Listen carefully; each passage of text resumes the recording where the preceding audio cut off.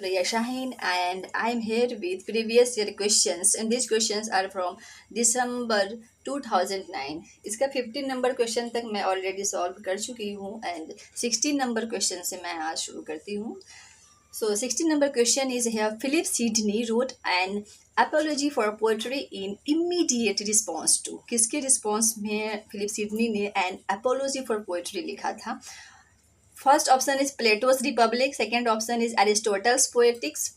Third option is Stephen Goss, The School of Abuse. Last option is Jeremy Collier's Immortality and Profaneness of the English Stage. तो ये जो है Philip Sidney का N apology for poetry, ये इसने किसके response में लिखा था? स्टेफन गोसेंस के द स्कूल ऑफ एब्यूज पे लिखा था.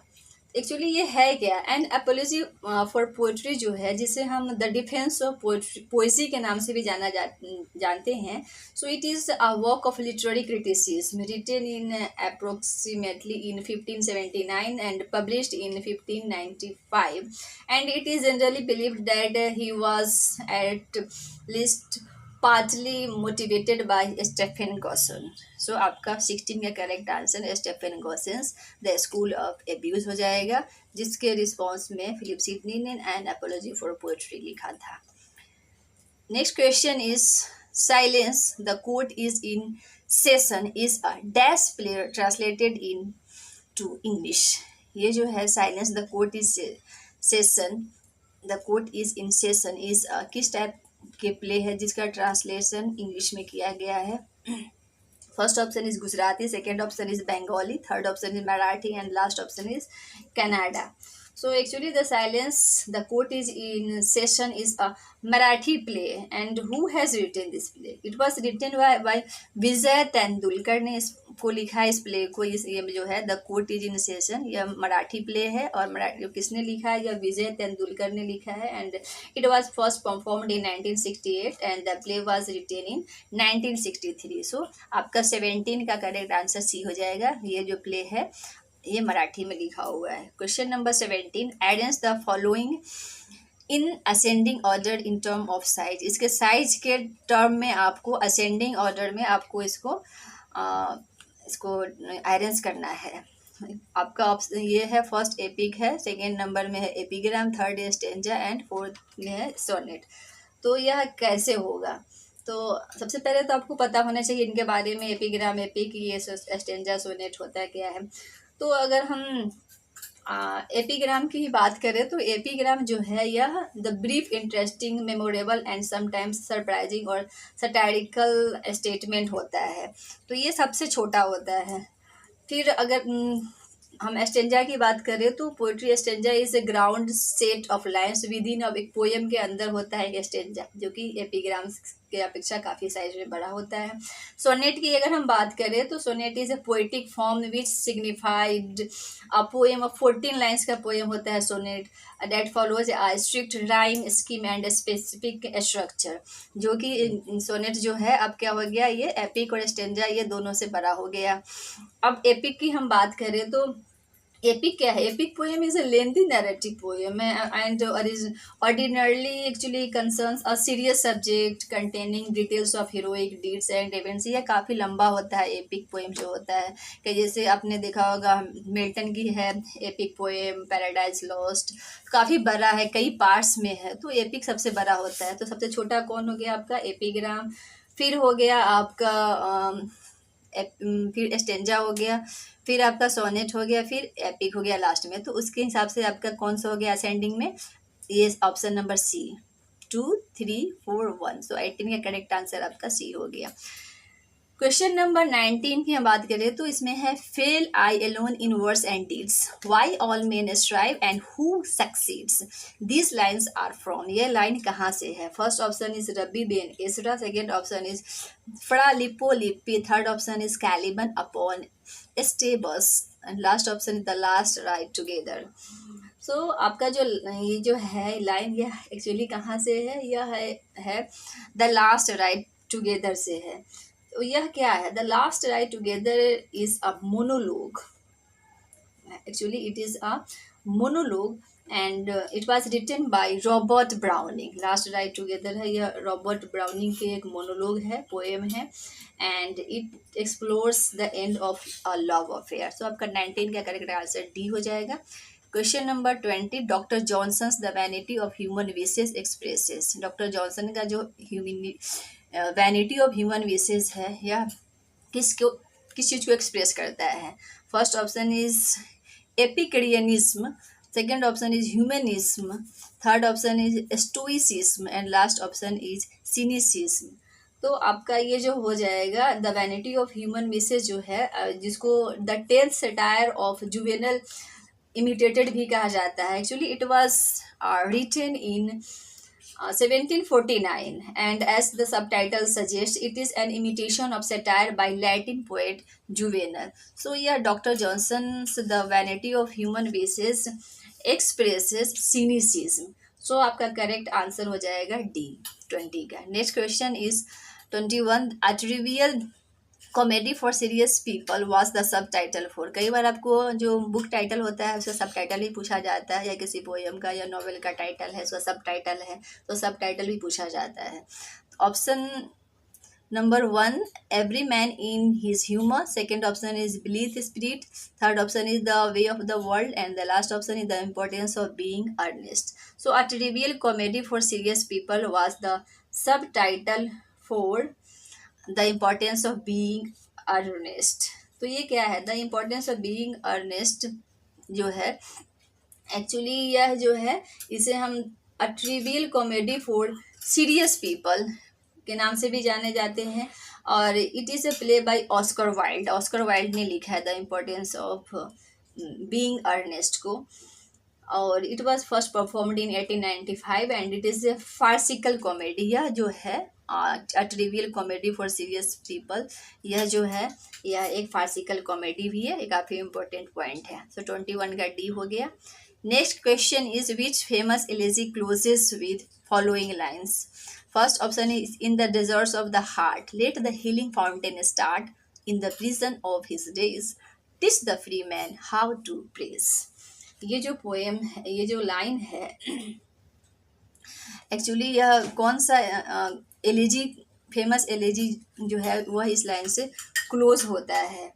तो ये जो लाइन है यह in memory of W B Yeats में है। Actually in the poem in memory of W B Yeats is an elegy and it was written by WH Auden. So आपका करेक्ट आंसर 22 का आपका सी हो जाएगा। क्वेश्चन नंबर, अब हम 23 की बात करते हैं। The temple is a collection of poems. The temple is a collection of poems से किसने लिखा? First option is Thomas Cairo, second option is Robert Herrick, third option is George Herbert and the last option is Richard crochet. तो जो the temple है वह उसने George Herbert ने लिखा है। अब जॉर्ज हर्बर्ट है कौन? George Herbert was born in 1593 and he was a Welsh poet, orator and Anglican priest. Actually in 1633 all of the Herbert's English poems were published in the temple। यह एक temple जो है collection है poem का, इसे publish हुई थी, जिसका सब टाइटल है scare sacred poems and private ejaculations. So आपका 23 का सी हो जाएगा। The temple is a collection of poem by George Herbert. Next question is 24 Ben Jonson's comedies are. इसमें से कौन सा बेन जॉनसन्स कॉमेडीज है? First option is Volpone Bartholomew. Next first option is Volpone Bartholomew fair the shoemaker's holiday, second option is Volpone the alchemist Epicoene, next option is Volpone the Alchemist, The Night of the Burning Pestles, and the last option is Volpone Epicoene the shoemaker's holiday. तो इसमें आपको उस writer के पूरा play के बारे में आपको पता होना चाहिए, जितने भी कॉमेडी जैसे लिखे हैं, तभी आप करेक्ट आंसर दे पाएंगे। सो बेन जॉनसन का जो कॉमेडीज है वो वोल्पेन है एंड द अल्केमिस्ट है एंड एपिकोन है। सो आपका 24 का करेक्ट आंसर बी हो जाएगा। Next question is what is Allegro's companion piece called? First option is Lamia, second is Hyperion, third option is Alpensesto and option D is Thyrsis, right? So actually Allegro जो है वह क्या है? वह एक pastoral poem है, right, and by John Milton, जो कि पब्लिश हुई थी 1645 में। And L'Allegro which means the happy man, in Italian में इसका होता है हैप्पी मैन। तो and is and Il Penseroso और द मेलनकली मैन के लिए जाना जाता है। तो what is L'Allegro companion piece called? तो अल, इसका करेक्ट आंसर आपका हो जाएगा अल पेंसेसरो, राइट। सो आपका करेक्ट आंसर ये हो गया C25 का। Question number 26, match the character with the novel. इसमें आपको करेक्ट मैच करना है नॉवेल के साथ। आपका है फर्स्ट ऑप्शन या Caddy Lennie, next is Jake Barnes, Tommy William, then the sound and the fury of mice and men, the sun also rises, seize the day. तो आपका 1 का 5 हो जाएगा, the sound and the fury, right. The sound and the fury का में है जो है वह कैडी है। फिर आपका उस तरह से 2 का आपका 6 मैच करेगा, 2 का है ना लेनी, यह आपका माइस ऑफ मेन में है। फिर आपका 3 का 7 पेयर आपका करेक्ट है, 3 में जैक बेंस जो है वह केस में द सन आल्सो राइजेस में है। एंड 4 का 8 में सही मैच होगा। 4 नंबर में आपका टॉम विलियम है, जिसमें जो किसमें है सीज द डे में है। सो आपका 26 का करेक्ट मैच ए हो जाएगा। Question number 27, who among the following writers belonged to the American beat movement? American beat movement से इसमें कौन सा राइटर है जो बिलोंग करता है? First option is Allen Ginsberg, second option is Mark Beard, third option is Isaac McCaslin and last option is Charles beard.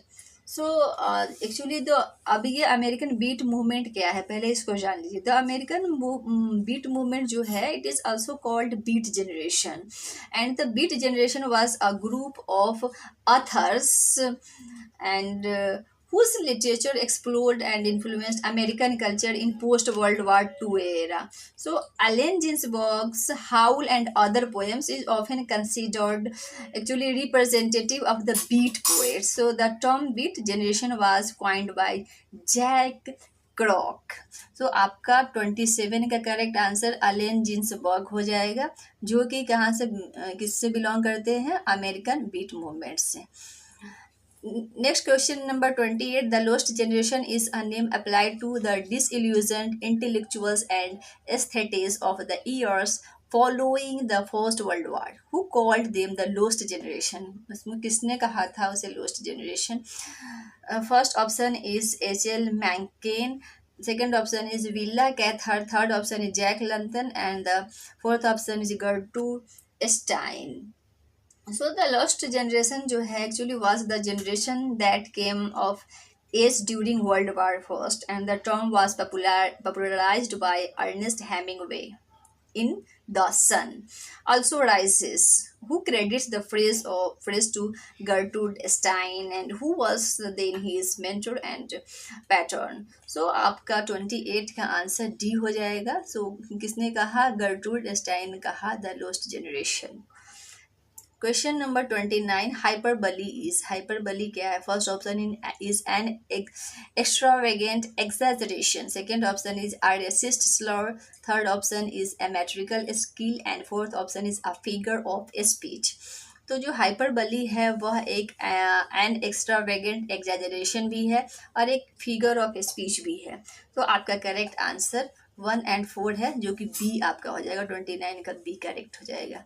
Next question is imagined communities is a concept propounded by. Imagined communities है जो concept है किसने propound किया था? First option is Benedict Anderson, second option is Homi Bhabha, third option is Ejaz Ahmad, and last option is Partha Chatterjee. तो जो imagined communities है वह it was concept propounded by Benedict Anderson. तो तो Anderson actually coined this term in his book imagined community. ये तो आपको पता चल गया कि ये जो इमेजिन्ड कम्युनिटीज है वह एक कॉन्सेप्ट है जिसको प्रोपाउंड किसने किया था, वो उसको बेनेडिक्ट एंडरसन ने किया था। लेकिन कहाँ पे किया था, तो इसने एंडरसन ने इस कॉन्सेप्ट को क्वाइन अपने बुक इमेजिन्ड कम्युनिटीज में किया था, in which he explains the concept in depth. And कब पब्लिश हुई थी, जो कि पब्लिश हुई थी 1983 में। Thank you. बाकी के नेक्स्ट वीडियो में मैं एक्सप्लेन करूँगी।